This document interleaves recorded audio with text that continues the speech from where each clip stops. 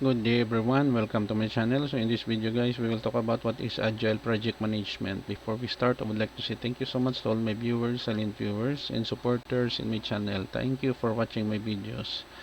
If you are new in my channel and then you like this video, please hit the like button. Don't forget to share and please support my channel guys by clicking the subscribe button. So let's begin.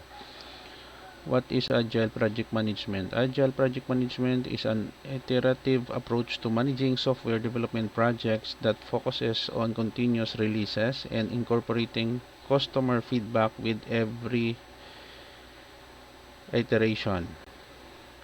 Okay guys, so this is the end of my report on what is Agile Project Management. Thank you so much for listening and watching my videos. If you like this video, please hit the like button. Don't forget to share and please support my channel guys by clicking the subscribe button. See you in the next video tutorial guys. This is your friend Jake saying bye bye for now.